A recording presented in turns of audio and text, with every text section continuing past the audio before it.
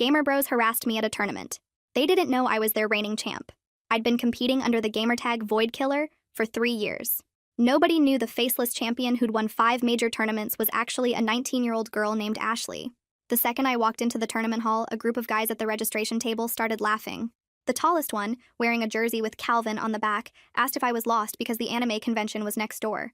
His friend Otto asked if my boyfriend was competing and offered to show me where the girlfriend section was. When I said I was registering to compete, Calvin spit out his energy drink. She thinks she can hang with real players because she beat her little brother at Mario Kart once. Otto grabbed my registration form and read it in a high-pitched voice. Kevin said I probably used a controller with pink buttons. Calvin grabbed my wrist and forced my hand into position, explaining that real gamers used claw grip. He pressed down until my knuckles cracked. Otto dumped out my equipment, holding up my custom mouse and laughing that it was probably programmed with macros because girls always needed to cheat. When I answered their quiz questions perfectly, Otto accused me of Googling and demanded my phone. Kevin went through my photos making comments about OnlyFans. Calvin noticed my competitor badge and his face went red. He held it up and screamed that diversity quotas were destroying competitive gaming. He cornered me against the registration table and put his hand over my mouth when I tried to speak. His hand pressed so hard I tasted blood. Kevin grabbed my mouse and stepped on the cable until it sparked. Calvin leaned in and whispered, "After I'm done with you, I'm going to find every girl at this tournament and tell them exactly what happens when they try to invade male spaces." The tournament organizer called our pool to the main stage. My hands were trembling so badly I shoved them in my pockets. 3 years of dominating online, and these guys had made me feel like that scared 12-year-old who first got told she didn't belong in voice chat. I sat down at my assigned computer. The screen loaded my account. Void Killer. Calvin was 2 seats away. I watched him glance at my screen, then freeze. He looked at my face. Back at the screen. His jaw dropped. "No way," he whispered. The commentators' voices boomed through the speakers. "And we have a special treat today, folks. 5-time champion Void Killer is competing in person for the first time ever." The crowd erupted. People were standing, trying to see who was sitting at my station. Calvin's face drained of color. Otto and Kevin were frantically whispering to each other. The first match started. Calvin versus me. He was shaking so badly he could barely click. I destroyed him in 4 minutes, the shortest match in tournament history for that bracket. The crowd went insane. Otto lasted 6 minutes. Kevin lasted 5. After each match, I stood up and looked them directly in the eyes. Said nothing. Just let them sit with it. By the finals, the story had spread through the entire hall. People had footage of Calvin's crew harassing me at registration. Someone had recorded Kevin destroying my mouse. Another person caught Calvin covering my mouth. The tournament organizers pulled all 3 aside during the semifinal break. When they came back, their faces were gray. I won the tournament. 6th championship. When I lifted the trophy, the crowd chanted "Void Killer" so loud the walls shook. The post-match interview went viral. The host asked about competing in person for the first time. I told the truth. Every detail about what Calvin and his friends had done. The footage was everywhere within hours. Gaming news sites picked it up. Then mainstream outlets. Calvin's team dropped him before the sunset. Otto lost his streaming partnership. Kevin's sponsorship deals evaporated overnight. 3 weeks later, the tournament organization announced a permanent ban on all 3. Lifetime. No appeals. Calvin tried to apologize publicly, posted a video saying he'd made mistakes and was working on himself. The comments were disabled within an hour. I got messages from hundreds of girls after that. Girls who'd quit competitive gaming because of guys like Calvin. Girls who'd never entered tournaments because they were afraid of exactly what happened to me. I started a mentorship program. Paired experienced female players with newcomers, gave them someone to sit with at LANs, someone who'd already faced the Calvins of the world and won. Last month, one of my mentees won her first regional tournament. She's 15. Her gamertag is Ashley's mouse because she uses the same model I do. After her victory, a guy in the crowd yelled that she probably cheated. She grabbed the microphone and said, "My mentor is Void Killer. You want to say that again?" The room went silent. Then the crowd started laughing. At him. That's the thing about spaces people say you don't belong in. You don't just take them. You hold them open for everyone who comes after you. Calvin streams to about 40 viewers now. Mostly bots. Sometimes I check in just to watch his numbers. Petty? Maybe. But I earned it. I opened Calvin's stream a few days later and watched the viewer count sit at 32. Half the chat is just bots spamming crypto scam links. The other half is maybe 3 actual people asking when he'll play his main game again. He can't. The bans make sure of that. I watch for 5 minutes, then close the tab. The satisfaction hits different every time I check in. My inbox won't stop filling up. Every time I clear 20 messages, 30 more appear. Girls sharing stories about guys who grabbed their controllers at LANs. Girls who got followed to their cars after tournaments. Girls who stopped competing because someone told them they only won because the other player went easy on them. I read every single message. I respond when I can. usually late at night when I should be sleeping. Each story makes me angrier about how normal everyone treated this stuff, like it was just part of gaming culture instead of harassment that should have gotten people banned years ago. Moira Osborne emails me 3 weeks after the tournament. She's one of the main organizers, the woman who actually runs registration and handles competitor issues. Her email is short and direct. She wants to know if I'd help develop an anti-harassment protocol for future events. Real policies with actual consequences, not just a code of conduct buried on page 7 of the rulebook that nobody enforces. I write back within an hour. Yes. Absolutely yes. Because words on paper mean nothing without someone who lived it helping write them. We spend 3 weeks on video calls drafting the policies. Moira pulls in 2 other organizers and a lawyer who specializes in event safety. I tell them exactly what happened at registration. The wrist grabbing, the equipment destruction, Calvin's hand over my mouth. I make them understand that harassment doesn't just happen during matches. It starts the second women walk through the door. The policies we write cover everything. Mandatory harassment training for all competitors before they can register. Immediate removal for physical intimidation. Lifetime bans for documented patterns of abuse. The policies protect competitors from registration through post-event interactions, including online harassment afterward. Moira pushes to include a reporting system where witnesses can submit evidence anonymously. The lawyer makes sure everything is enforceable and won't get the organization sued. The first tournament using the new protocols happens 2 months later. I register as both competitor and observer. Moira wants me there to see how enforcement actually works in real time. I arrive early and watch registration from across the hall. A guy in a green jersey walks up to the table where a girl is filling out her forms. He leans over her shoulder and says something about her appearance. I can't hear the exact words, but I see her shoulders tense. Security is there in under 2 minutes. 2 staff members in yellow vests pull the guy aside before he can say anything else. I watch the security team talk to him near the wall. They're calm but firm. One of them pulls out a printed sheet and points to specific sections while explaining the new policies. The guy's face goes from confused to shocked to red. They give him a formal warning that goes straight into his competitor file. 3 strikes and he's banned for life. He looks completely shocked that anyone actually cares about a comment. That tells me everything about how things used to be. How many girls heard worse and nobody did anything because it was just how tournaments were. The girl he targeted finishes her registration and walks toward the practice area. She stops when she sees me. She knows who I am. Everyone here knows who I am after the viral interview. She approaches slowly, like she's not sure if I want to be bothered. She thanks me by name. Says she almost didn't register for this tournament because she was scared of exactly what just got prevented.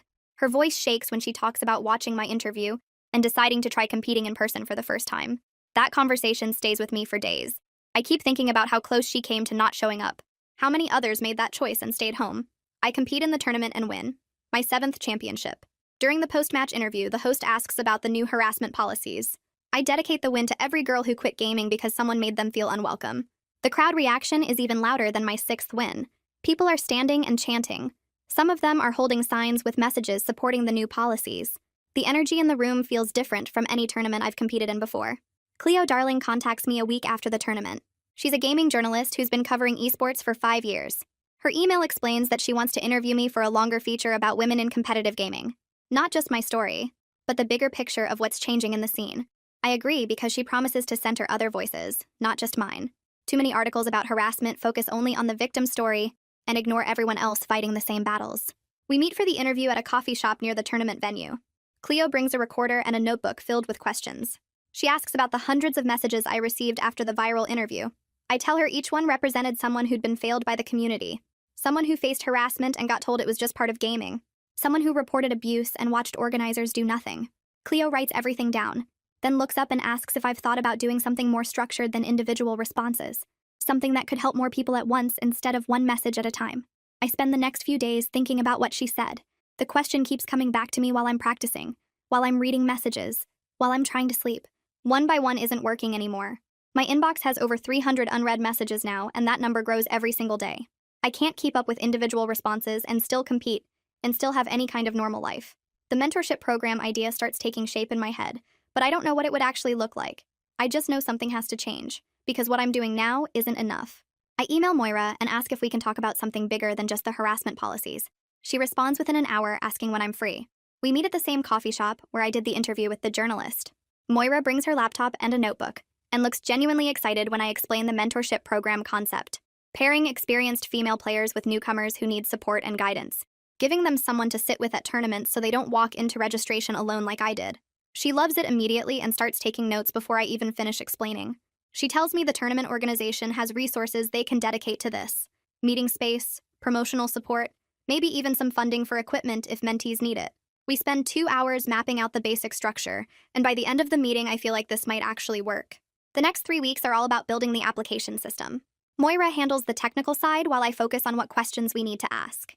Mentees describe their experience level, what games they play, what kind of support they're looking for, whether they need help with strategy, with handling tournament pressure, with just having someone there who understands.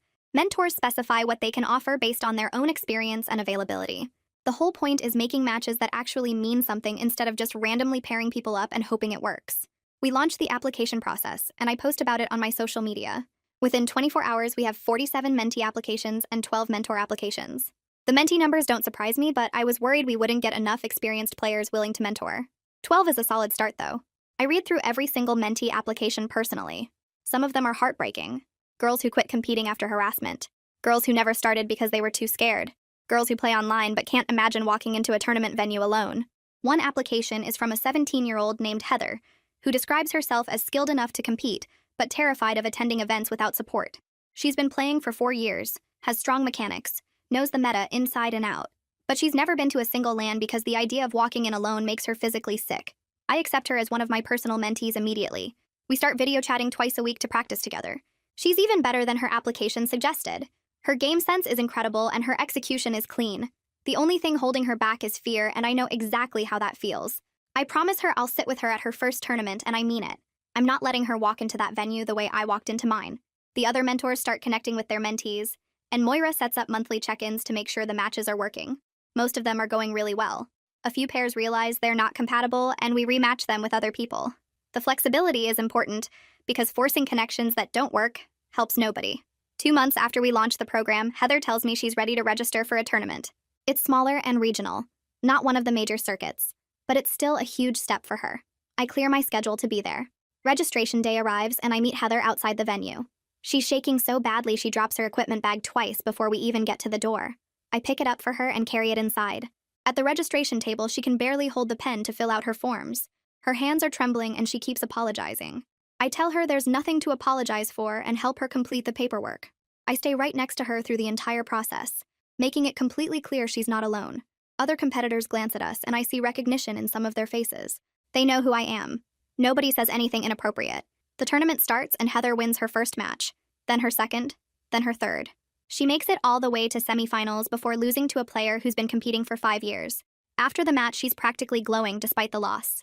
She tells me that just participating without anyone making her feel unwelcome is worth more than any trophy. That feeling of safety and belonging matters more than the competitive results.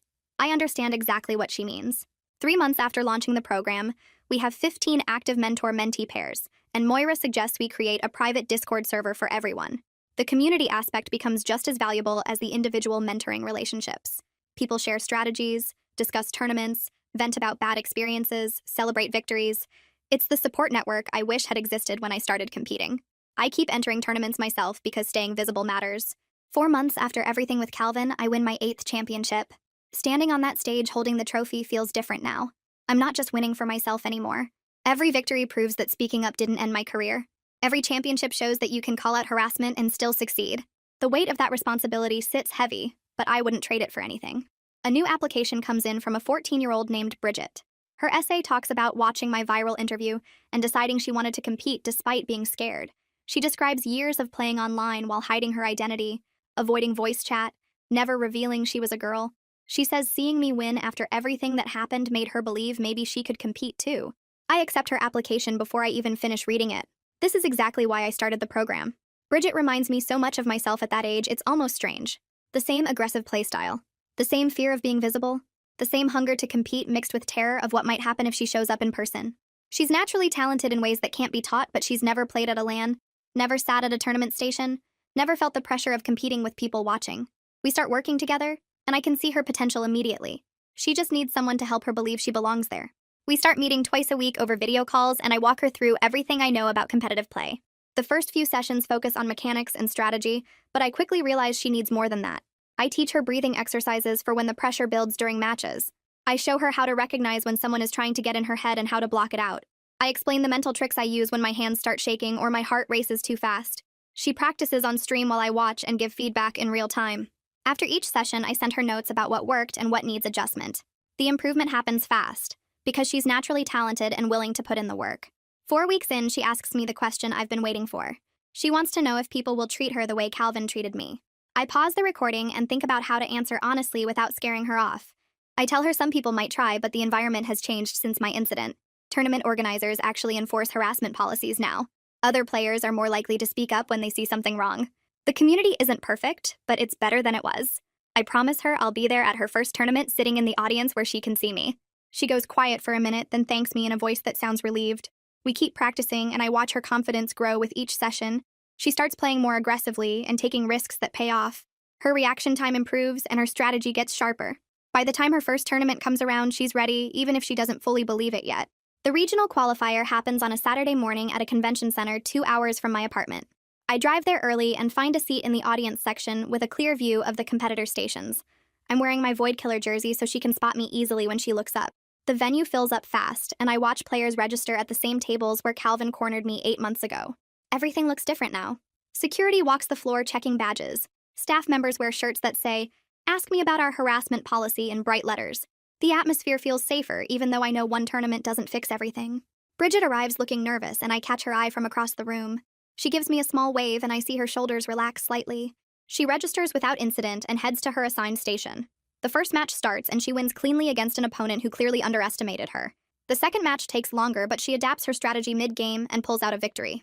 By the third match, other people in the audience are starting to notice her aggressive playstyle.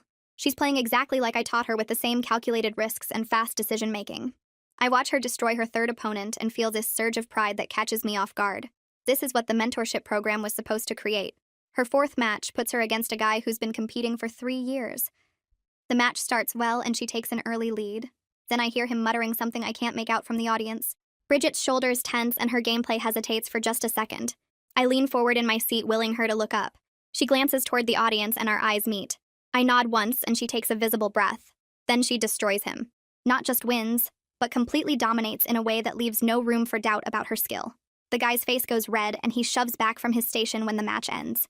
Bridget stands up and walks past him without saying a word.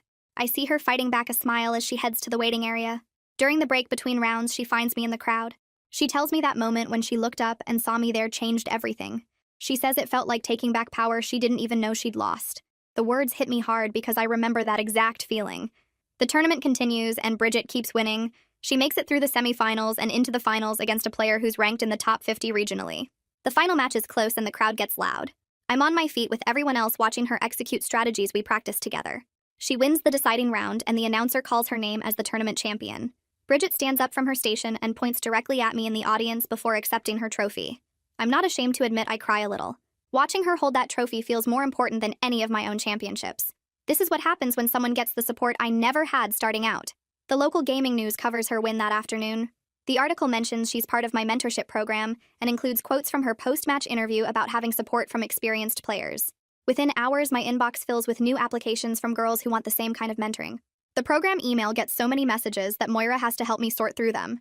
We spend the next week reviewing applications and realize we need to expand significantly to accommodate everyone. The demand is way bigger than either of us expected. Moira starts reaching out to other experienced female players, asking if they'd be willing to mentor. She gets responses from pros I've competed against and respected community members who want to help. Within 3 weeks, we grow from 15 mentor pairs to 40, spanning different games and skill levels. The program becomes something bigger than I ever imagined when I first started answering messages from girls who'd been harassed. I checked Calvin's stream one night out of habit. His viewer count sits at 28, and half of them have bot names. He's playing a completely different game because the permanent bans keep him out of his original specialty. He can't enter any sanctioned tournaments or partner with legitimate organizations. The bans are thorough and permanent across every major gaming platform. I watch for a few minutes and notice how his commentary sounds defeated. He's not the same loud, aggressive person who cornered me at registration. The consequences broke something in him that won't come back. I close the stream, feeling that familiar satisfaction. Some people call it petty, but I earned the right to watch his career stay dead. Otto shows up on gaming forums every few weeks under different usernames, trying to participate in strategy discussions or tournament predictions. Someone always recognizes his writing style or catches him referencing details only he would know from his banned accounts. The callouts happen fast and public. Forum moderators delete his posts and ban the new accounts within hours of someone identifying him. I watch it happen on 3 different forums over 2 months, and the pattern never changes. He tries to blend in and contribute like nothing happened, but the community won't let him forget. Gaming forums keep detailed records of harassment incidents, and his name comes up in every major discussion about tournament safety. Some people screenshot his attempts to rejoin and post them with warnings about who he really is. The documented footage of him destroying my mouse gets linked every single time. Kevin disappeared completely after losing his sponsorships. His social media accounts went dark the same week the bans were announced. I heard through other competitors that he took a job doing IT support at some regular company nowhere near the gaming industry. No streams, no tournament appearances, no presence in any gaming spaces online or in person. A few people who knew him before said he tried explaining what happened as a misunderstanding, but the video evidence made that impossible. The footage shows exactly what he did, and there's no way to spin it differently. His career ended, and he had to start over in a completely different field. Some consequences stick forever, and close doors that never open again. Meanwhile, Heather wins her first major tournament 8 months after joining the mentorship program. I'm watching the stream when it happens, and the victory feels almost as good as my own championships. She beats a player who's been competing professionally for 3 years, and the final match isn't even close. Heather executes everything we practiced together with perfect timing and confidence. The post-match interview shows her talking about the mentorship program and crediting the support system for helping her compete without fear. 2 other mentees place in the top 10 at different regional events that same month. Another girl from the program makes semifinals at a qualifier tournament and gets noticed by a professional team's scouts. The success stories start piling up faster than I can track them all. Every victory proves the program works and creates space for more girls to compete. Moira sends me updates about new applications coming in after each mentee wins something. The momentum builds on itself as more people see that female competitors can succeed when they have proper support. Lynette contacts me through email asking if I'd be interested in speaking on a panel at a major gaming convention about building inclusive competitive spaces. She works in esports event management and saw the coverage of my story, plus the mentorship program growth. The convention is one of the biggest annual gaming events with tens of thousands of attendees and streaming coverage that reaches millions. She wants me to share my experience and talk about practical changes that actually work beyond just posting statements on social media. Requested Reads is on Spotify now. Check out link in the description or comments. I agree immediately because visibility matters more than comfort. The more people who hear directly from someone who faced harassment and fought back, the harder it becomes to pretend the problem doesn't exist. I've never done public speaking like this before, but the opportunity to reach that many people at once is too important to pass up. The panel happens 3 months later in a massive convention hall with every seat filled and people standing along the back wall. I share the stage with 4 other female pros and 2 advocates who work on harassment prevention in gaming spaces. The moderator asks each of us to talk about our experiences and what actual change looks like instead of empty corporate promises. I tell my story starting with Calvin at registration and ending with the mentorship program's current success. I don't soften any details about the harassment or how the gaming community initially failed to protect competitors. The audience stays completely silent while I talk, and I can see people in the front rows taking notes. When I finish describing how the permanent bans and new protocols made a measurable difference, the applause is loud enough that the moderator has to wait. The other panelists share similar stories about harassment and the institutional failures that enabled it for years. We talk honestly about how most gaming organizations only started caring after viral incidents forced their hand. The discussion covers everything from registration safety to social media harassment to the casual sexism that still exists in gaming culture. Nobody holds back or tries to make it comfortable for people who don't want to hear it. During the question and answer section, a girl who looks maybe 12 or 13 raises her hand and asks how to deal with being scared to compete in person. Her voice shakes when she talks about wanting to enter tournaments, but being terrified of getting treated the way I was. I lean forward to the microphone and tell her about the mentorship program. I explain how it works and give her the application website so she can find someone to support her at events. I mention that being scared is completely normal and doesn't mean she shouldn't compete. The fear comes from knowing the risks are real, but having support makes those risks manageable. Other people in the audience pull out their phones to write down the website, and at least 6 more people ask for the information again during the remaining question time. After the panel ends, I get surrounded by attendees wanting to talk more about the program or share their own harassment stories. I stand there for over an hour, answering questions and listening to people describe experiences almost identical to mine. Every conversation reinforces why this work matters beyond my own vindication. That convention appearance leads to 3 more speaking invitations within 2 weeks. Other gaming events want me on panels or doing solo presentations about harassment prevention and mentorship programs. I realize I'm becoming a spokesperson for something much bigger than my personal story. The role is exhausting because it means constantly reliving the worst experience of my competitive career in front of audiences. Every panel requires me to describe Calvin's hand over my mouth, and the blood I tasted, and the fear I felt walking to that first match. But the impact makes the exhaustion worthwhile. After each speaking event, the mentorship program gets dozens of new applications, and other experienced players reach out, offering to become mentors. The visibility creates real growth and reaches people who never would have found the program otherwise. I'm tired, but I keep accepting invitations because turning them down means missing opportunities to create change. I compete in my 9th championship tournament 6 months after starting the mentorship program and win against a field of over 200 competitors. The victory feels different from my earlier championships because now it means something beyond personal achievement. When I lift the trophy, the crowd chants "Void Killer," like always. But this time, I'm thinking about Heather and Bridget, and all the other mentees who are watching.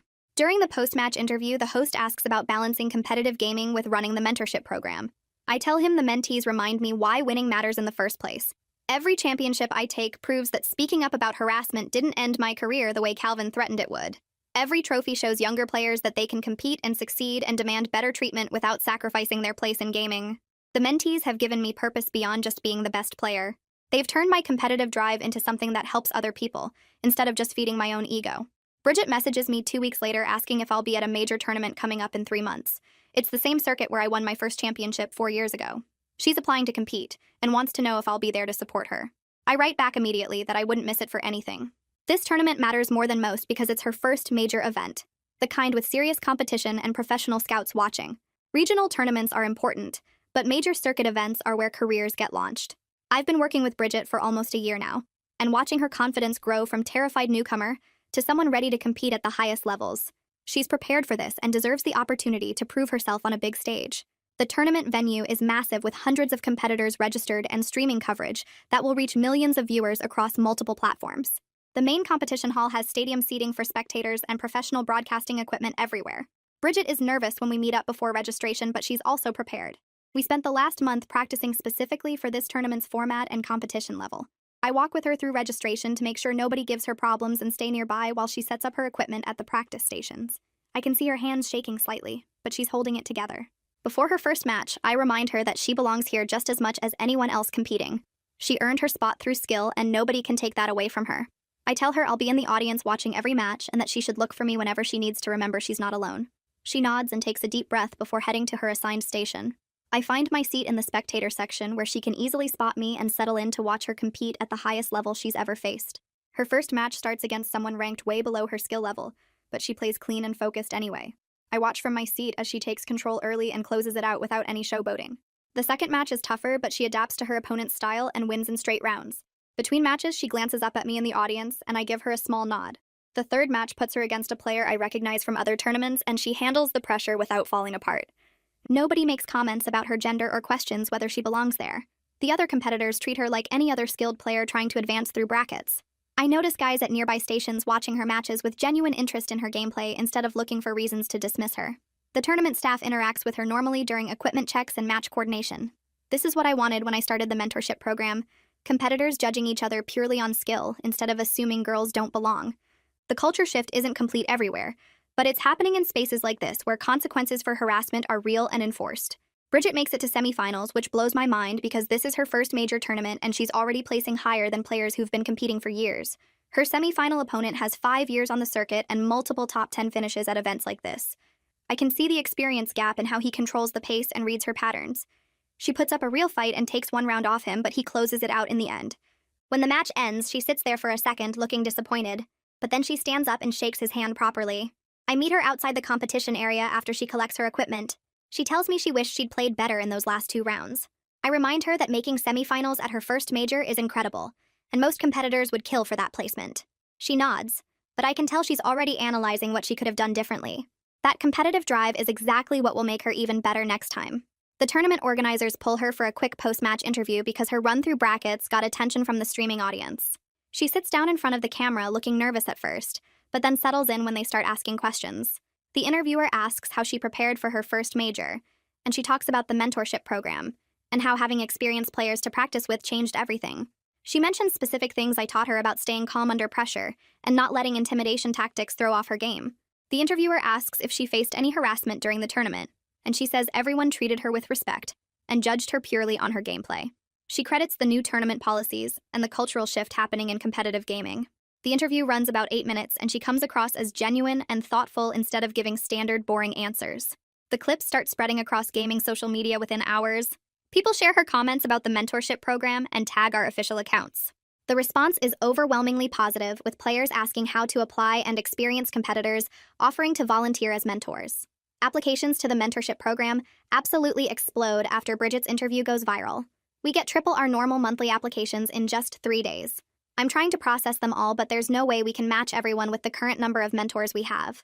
Moira contacts me saying we need to create a waitlist because we're completely overwhelmed.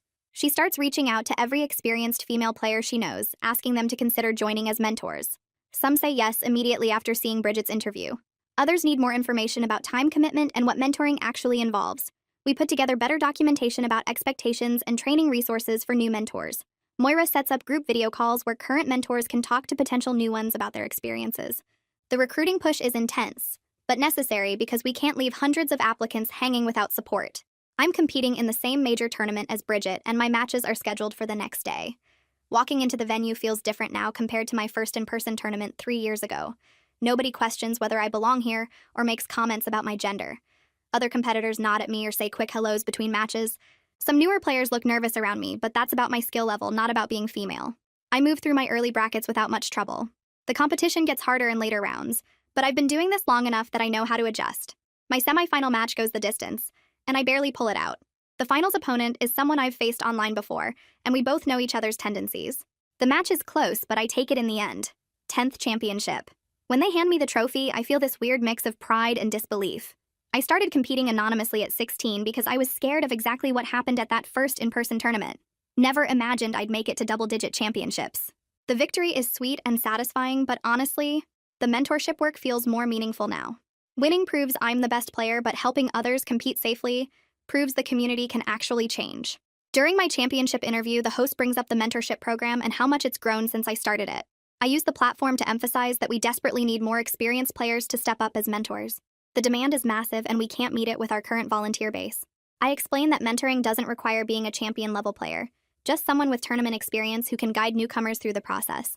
The host asks what kind of time commitment it involves, and I break down the typical schedule of video practice sessions and attending events together. I make it clear that we provide training and resources for new mentors, so they're not figuring it out alone. The interview reaches a huge audience because championship matches get the most viewership. That same night, 3 professional players contact me directly offering to join as mentors. They all mention seeing the interview and wanting to contribute to the cultural shift. One of them has been competing for 7 years and says she wished something like this existed when she started. Another is recently retired from competition, but still heavily involved in the scene. The third is currently active on a professional team and wants to mentor during her off-season. Having pros volunteer brings serious credibility to the program and will attract even more experienced players. The program expands rapidly over the next few months to 70 mentor-mentee pairs across 8 different competitive games. We're not just focused on my game anymore, but supporting female players across the entire gaming scene. Moira helps establish regional chapters so people can meet in person instead of only connecting online. The chapters organize local practice sessions and group attendance at smaller tournaments. This gives mentees the chance to compete with built-in support systems instead of showing up alone and scared.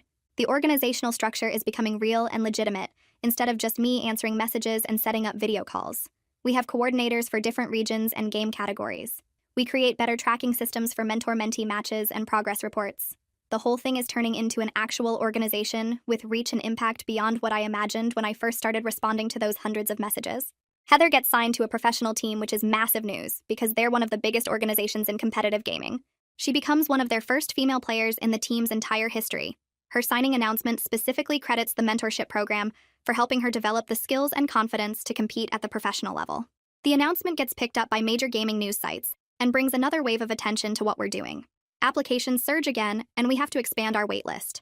The professional team's social media posts about Heather joining get huge engagement with mostly positive responses. Sure, there are still some idiots in the comments making stupid jokes, but they get drowned out by genuine excitement. Other professional teams start paying attention and reaching out asking about our mentorship model. Some want to partner with us to develop their own female player pipelines. The whole ecosystem is shifting in ways that felt impossible 3 years ago. 2 other major tournament organizations invite me to consult on their harassment policies. They want to implement the same standards we established after my incident with Calvin. I bring the same uncompromising approach to their policy development. No more looking the other way when competitors harass each other. No more treating abuse as normal trash talk that's just part of gaming culture. Mandatory reporting systems for harassment complaints. Immediate investigation procedures with clear timelines. Graduated consequences starting with warnings and escalating to permanent bans for serious violations. Both organizations adopt policies that are even stricter than what I initially proposed. They recognize that half measures don't work, and competitors need to know that harassment has real consequences. The policies go into effect at their next major events, and competitors are required to acknowledge them during registration. Some players complain about political correctness ruining gaming, but they're the exact people these policies are designed to weed out. 10 months after her first major tournament, Bridget competes in another one. I'm in the audience again watching her walk through registration with complete confidence. She's not the nervous kid who needed me to fill out her forms anymore. She moves through early brackets smoothly and efficiently. Her gameplay has evolved significantly since that first tournament. She's incorporated advanced techniques we practiced and developed her own style. The competition gets tougher in later rounds, but she handles the pressure like someone who's been doing this for years instead of months. I watch her adapt to different opponent strategies and make smart adjustments between rounds. She makes it all the way to the finals.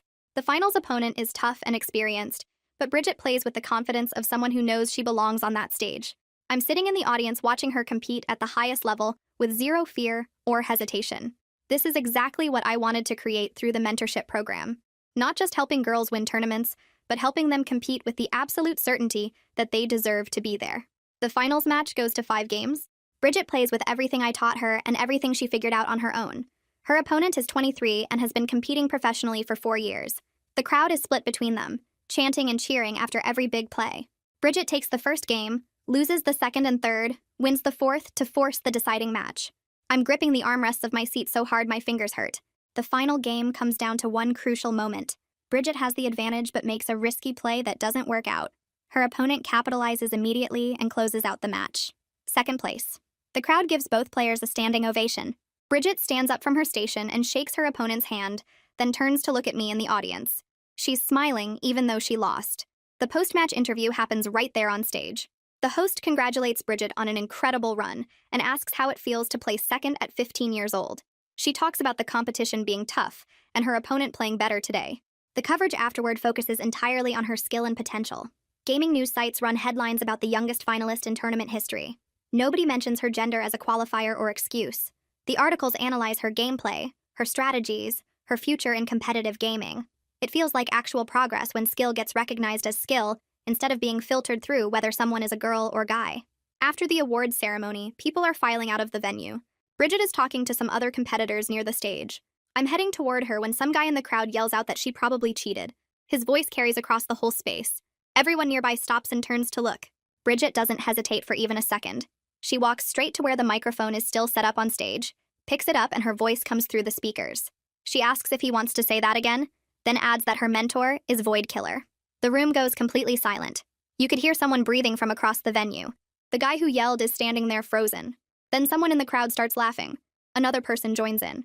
Within seconds, the entire room is laughing at him, not with him. He tries to say something, but nobody can hear it over the noise. He pushes through the crowd and leaves through the side exit.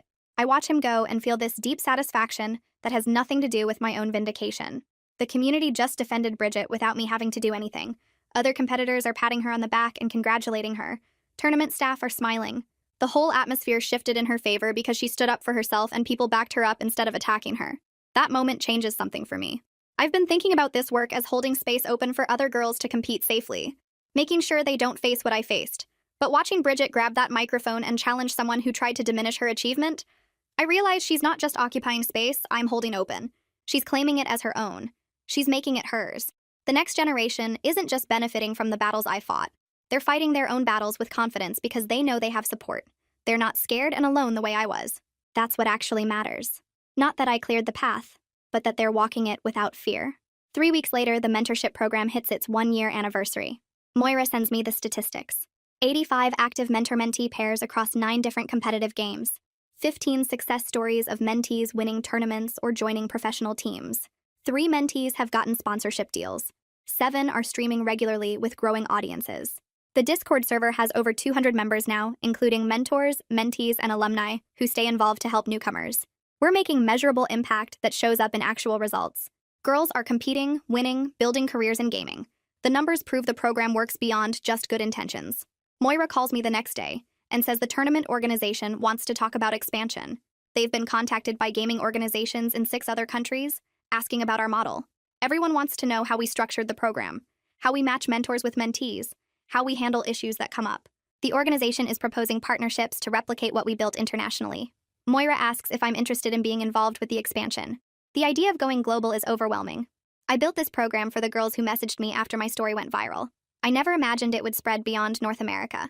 But if it can help more people, if it can create the same kind of support network in other countries, then obviously I want to be part of that. I tell Moira yes before I can overthink it. 2 months later, I compete in another major championship. I win my 11th title. During the post-match interview, the host asks about my future plans. I announce that I'm stepping back from competing full-time to focus on leading the mentorship program. I'll still compete occasionally, but my priority is the work that creates lasting change instead of just adding more trophies to my collection. The decision feels right. I've proven everything I needed to prove as a competitor. Now it's time to put that energy into building something bigger than my own career. The crowd applauds when I explain what the program does and how it's expanding. Several people come up to me afterward asking how they can get involved as mentors. 3 months after that, Bridget competes in another major championship. I'm not competing this time, so I sit in the audience and watch her dominate every match. She's incorporated new techniques we practiced and developed her own style that's different from mine. Her gameplay is aggressive but calculated. She takes risks but always has backup plans. She makes it through bracket after bracket until she's in the finals again. This time she wins. Youngest champion in that tournament's entire history. When they announce her victory, she points at me in the audience before accepting the trophy. Her gamertag is still Ashley's mouse, the tribute to our mentoring relationship and the equipment Calvin destroyed years ago. The commentators mention the story during the broadcast, how she's part of the mentorship program, how having support from experienced players changed everything for her. Bridget's victory speech happens right there on stage with thousands of people watching in person and hundreds of thousands streaming online. She talks about how having a mentor who understood the specific challenges made all the difference. She encourages other experienced players to join the mentorship program because that support matters more than anyone realizes. The message spreads across gaming social media within hours. Clips of her speech get shared everywhere. Applications to become mentors triple overnight. People who never considered mentoring are reaching out asking how they can help. The impact goes way beyond just Bridget's individual achievement. I watch her lift that trophy and see the same fierce joy I felt at my first championship. But there's something different about her victory compared to mine. I had to fight alone. I had to prove myself to a community that didn't want me there. I had to face harassment and intimidation with nobody backing me up until after I'd already won. Bridget didn't have to do any of that. She competed knowing she had support. She faced that heckler knowing the community would defend her. She built her career knowing there were people who wanted her to succeed. That's the whole point of everything I've been working toward. Not that I survived the harassment and won anyway, but that the next generation doesn't have to survive it at all because we changed the environment they're competing in. That's what victory actually looks like. 2 months after Bridget's championship, the mentorship program hits 100 mentor-mentee pairs. Moira calls me on a Tuesday afternoon with the numbers and asks if I'm ready to make this official. We spend 3 weeks filing paperwork to establish a formal nonprofit organization. Moira becomes executive director because she has the organizational skills, and I have the public profile. We divide responsibilities based on what each of us does best. The nonprofit status means we can accept donations and grants to cover travel costs for mentees attending their first tournaments. We can pay for equipment for girls who can't afford decent setups. We can offer scholarships for tournament entry fees. This thing I started by answering messages in my inbox has turned into something sustainable and bigger than any one person. The structure means it'll keep going even if I step back someday. I still compete occasionally because walking away completely would feel like letting the Calvins win in a different way. 14 months after the original incident, I win my 12th championship at a major tournament in Seattle. The victory feels less important than the message it sends every single time I step on stage. Speaking up about harassment didn't end my career. I'm still here. I'm still winning. Every trophy proves that telling the truth doesn't make you weak or ruin your future.